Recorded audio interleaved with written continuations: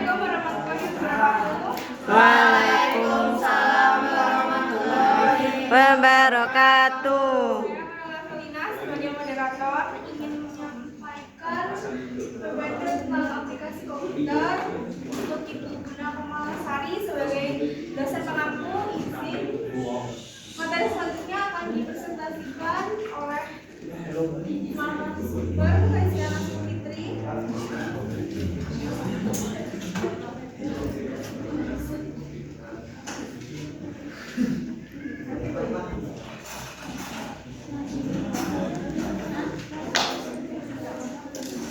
Ini beberapa PT dari kelompok kami. Ada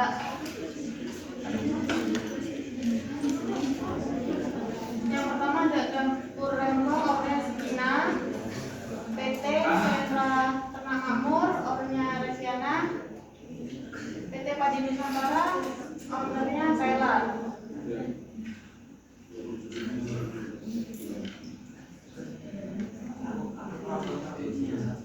Usaha kuliner dengan menu ayam geprek dan nasi kuning memiliki peluang besar di pasar Indonesia karena kedua menu ini sangat populer.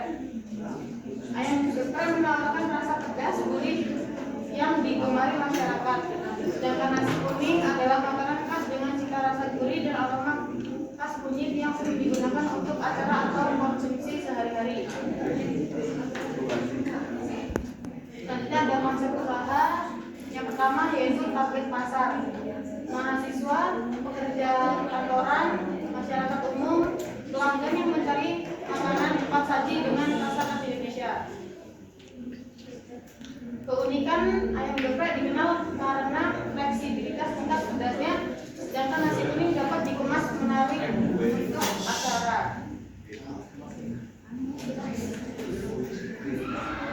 Keunggulan menunya dari ayam geprek adalah ayam goreng ukur yang dilumatkan dengan sambal bawang, sambal matah, atau sambal lainnya. Dan nasi kuning dilengkapi lauk seperti telur balado, ayam goreng, tempe orek, atau perkedel cocok untuk dijual dalam bentuk porsi makan harian atau paket usaha nasi box untuk acara. Nah, modal awalnya ada peralatan seperti penggoreng, kompor gas, wajan, rice cooker, alat penyajian, dan alat pengemasan. Saja ada bahan baku yaitu ayam, nasi, kunyit, santan, bumbu dapur, cabai, bawang, rempah-rempah. Modal lainnya seperti biaya tempat, promosi, dan operasional sehari-hari. Terus ada strategi pemasaran yaitu melalui media sosial, promo menarik, kemitraan, dan loyalitas pelanggan. Keunggulan dan daya tariknya, menu ini sesuai dengan daya beli masyarakat menengah, cocok untuk pelanggan yang mencari makanan cepat saji namun tetap kenyang dan lezat. Tantangannya yaitu persaingan ketat, banyak usaha sejenis sehingga harus menonjolkan keunikan dan rasa, menjaga kualitas rasa, tingkat kematangan, dan kebersihan sangat penting. Pengendalian biaya mengelola harga bahan baku yang fluktuatif agar tetap untung. Peluang pengembangan ada inovasi menu, paket hemat, usaha franchise. Ada harga jual ayam geprek itu satu porsi biasanya 15 sampai 25 ribu tergantung tambahan lauk atau topping. Nasi kuning 10 sampai 20 ribu per porsi. Dan margin keuntungan sekitar 30% sampai 50% per porsi tergantung pengelolaan bahan baku dan operasional. Yaitu ada PT kedua dari ternak. Gambarannya peternakan ayam dan bebek merupakan usaha membudidayakan hewan unggas untuk mendapatkan hasil berupa daging dan telur. Peternakan ayam dan bebek memiliki potensi besar untuk memenuhi kebutuhan pasar daging dan telur. Usaha ini menjanjikan keuntungan berkelanjutan karena permintaan produk bekas terus meningkat. Visi dan misinya menjadi penyedia produk bekas berkualitas tinggi, mengelola peternakan secara profesional dan ramah lingkungan, memenuhi kebutuhan pasar lokal dan nasional, memberikan keuntungan kepada mitra usaha. Analisis pasar yang pertama, target pasar rumah tangga, restoran, dan pasar tradisional.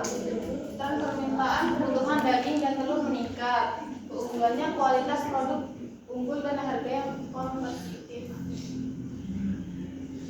Tahapan usahanya yaitu yang pertama memilih lokasi peternakan, yang kedua pembibitan ayam dan bebek, yang ketiga sistem pemeliharaan kandang, pakan, dan kebersihan.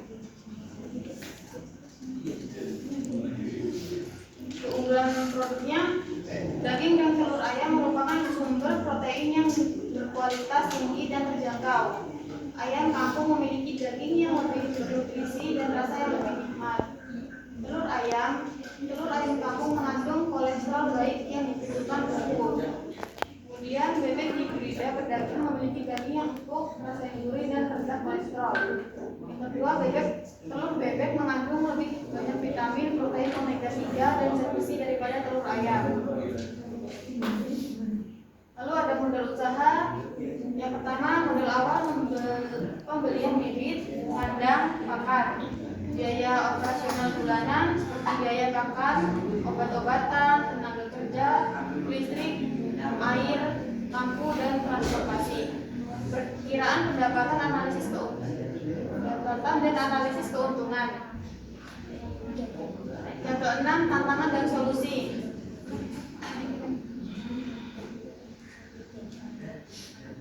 Tantangannya yang pertama ketersediaan pakan, yang kedua penyakit, yang ketiga pemasaran, yang keempat modal, yang kelima fluktuasi harga daging, yang keenam produktivitas telur. Solusinya vaksinasi unggas untuk menjaga kekebalan tubuh dari penyakit, memberikan pakan berkualitas tinggi yang mengandung semua zat yang diperlukan oleh ayam. Yang ketiga memberikan makanan tambahan seperti serat, vitamin, dan mineral. Perencanaannya yaitu yang pertama memilih jenis ayam atau bebek, yang kedua memilih bibit unggul, yang ketiga menyiapkan pakan, keempat menentukan lokasi kandang, kelima membangun kandang, keenam mempersiapkan modal, ketujuh memilih supplier, yang kedelapan melakukan vaksinasi, yang kesembilan memantau kesehatan, yang kesepuluh melakukan pemeliharaan yang baik.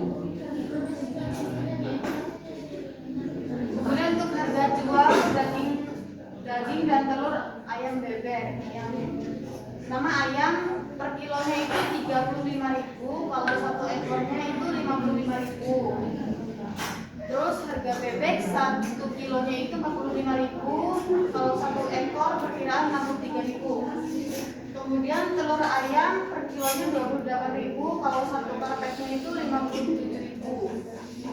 Telur bebek 1 kilonya 63.500, dan kalau satu karpetnya 94.000.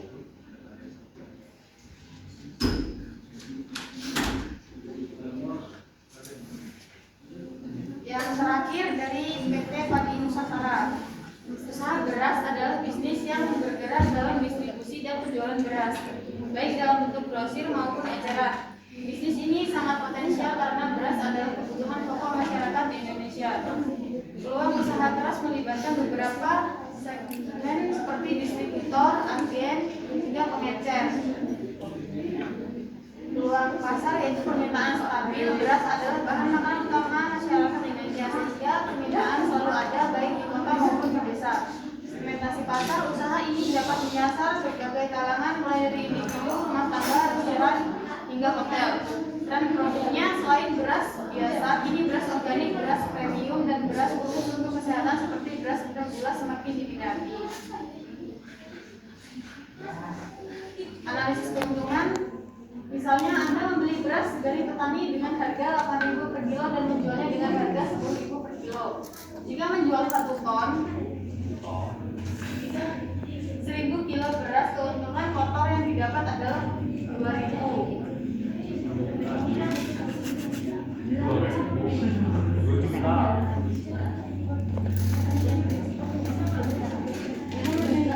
Kurangi biaya keuntungan bersih bisa mencapai 1.500 hingga 1.800. Dengan manajemen yang baik, usaha beras dapat berkembang menjadi bisnis skala besar dan memberikan penghasilan yang stabil. Harga dan jenisnya, beras premium berkualitas terbaik, bersih dan bulat, contohnya Padanoni dan Lele.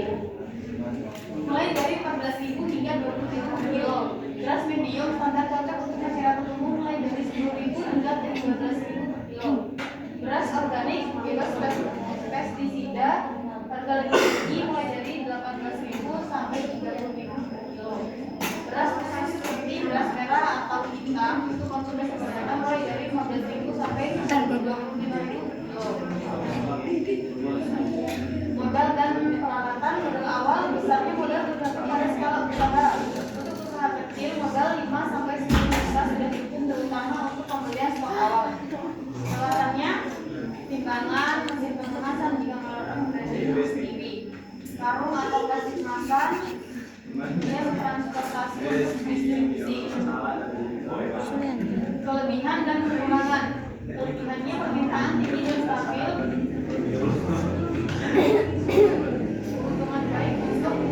Keuntungan baik terutama jika melakukan pengemasan sendiri, bisa dimulai dengan modal kecil.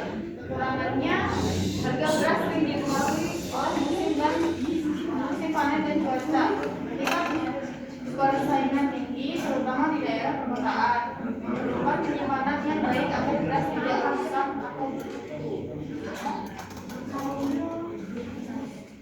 legalitas dan izin usaha. Untuk usaha yang lebih besar, urus perizinan seperti SIP dan sertifikat keamanan pangan dari BPOM.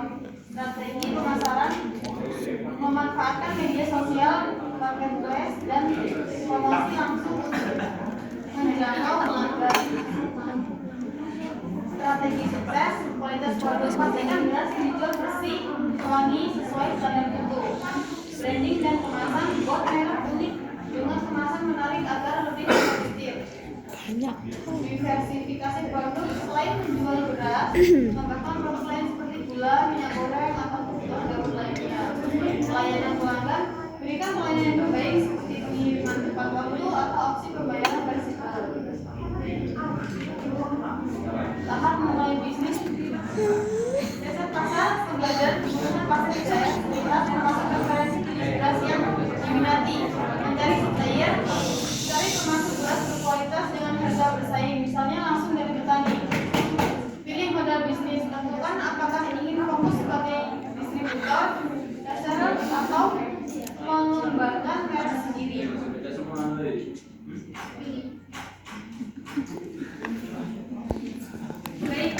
Baik, selanjutnya adalah sesi tanya jawab. Untuk 2 orang dipersilakan untuk bertanya.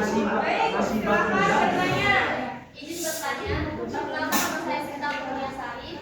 Izin bertanya, faktor apakah yang paling mempengaruhi agar ayam tumbuh dengan baik?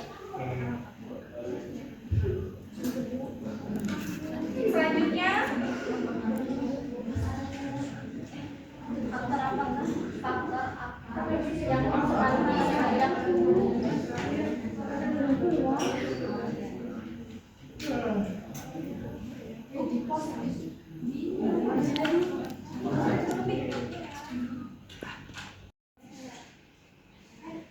bagaimana cara menanggulangi hama pada tanaman padi? Baik, pertanyaan akan dijawab oleh Rosiana sebagai narasumber.